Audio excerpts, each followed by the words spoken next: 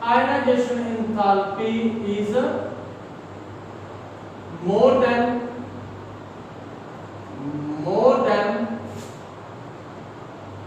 oxygen, ठीक है जी। ये इजीली रिमूव कर देगा, क्योंकि रिमूव करने तो बाद की हो जाएगा, रिमूव करने तो बाद की हो जाएगा, स्टेबल हो जाएगा, ठीक है बेटे।